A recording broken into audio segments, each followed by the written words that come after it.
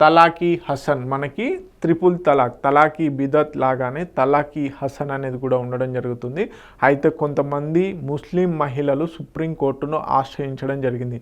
ఏదైతే త్రిపుల్ తలాక్ లేదా తలాకి బిదత్ ఏవైతే ఉందో దాన్ని ఏ విధంగా అయితే బ్యాన్ చేశారో అదేవిధంగా ముస్లిం మహిళలకు సంబంధించి విడాకులకు సంబంధించినటువంటి ఈ తలాక్ ఈ హసన్ని కూడా బ్యాన్ చేయండి అని చెప్పేసి సుప్రీంకోర్టుని ఆశ్రయించడం జరిగింది. దీనికి సంబంధించి సుప్రీంకోర్టు ఆర్గ్యుమెంట్స్ని యాక్సెప్ట్ చేయడం జరిగింది.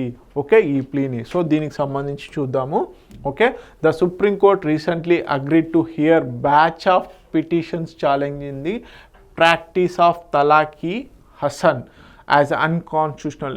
ఓకే, మనకి ఒక ట్రెడిషనల్ డైవర్స్ ఏదైతే ఉందో ముస్లిం దాంట్లో వాళ్ళకి సంబంధించినటువంటిది. సో తలాకి బిదత్ వేరు, త్రిపుల్ తలాకు ఆల్రెడీ బ్యాన్ చేయడం జరిగింది. ఇప్పుడు ఈ తలాకి హసన్ని కూడా బ్యాన్ చేయండి అంటున్నారు. సో తలాకి బిదత్ ఏదైతే త్రిపుల్ తలాక్ ఉందో అది వరుసగా ఒకే సమయంలో మనకి తలాక్ అని త్రిపుల్ తలాక్ అంటారు. 3 సార్లు పలకగా వెంటనే విడాకులు అనేటివి ఇవ్వడం జరుగుతుంది.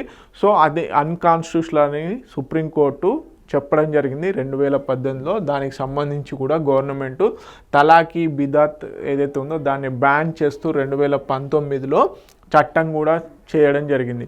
సో ఇప్పుడు అదే పద్ధతిలో తలాకి హసన్ ఏదైతే ఉందో ట్రెడిషనల్ డైవర్స్ మెథడ్, ఇది ముస్లిం కమ్యూనిటీలో. సో ఇప్పుడు వాళ్ళు ఏమంటున్నారు, ఈ తలాకి హసన్ని కూడా బ్యాన్ చేయండి అని చెప్పేసి కొంతమంది సుప్రీంకోర్టును ఆశ్రయించడం జరిగింది. సో అందుకని చెప్పేసి న్యూస్లో ఉంది. మనకి ఇది కాన్స్టిట్యూషన్ ఏపీ బేసిక్గా మనకి ఇది వచ్చేసి పాలిటీ పాయింట్ ఆఫ్ వ్యూలో ఇంపార్టెంట్, అదేవిధంగా సోషల్ ఇష్యూస్లో పాయింట్ ఆఫ్ వ్యూలో కూడా ఇంపార్టెంట్.